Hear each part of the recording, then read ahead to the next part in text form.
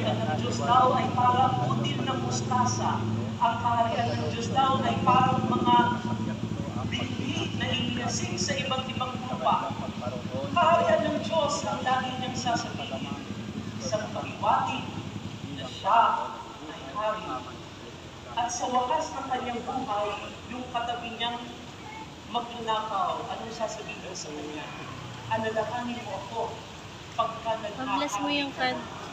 Anong sabi yung rosaryo. Ngayong di, dadalhin kita sa paradiso. Malinaw sa ulita ni Jesus, siya ay hari. Pero kaiba sa hari na ating iniisip. Si Jesus, mayroong digron. Thank you po. Blessing ni Diyos. Si Jesus, hindi man nalagamit ang kanyang suot. Thank you po. Ang suot niya, wala.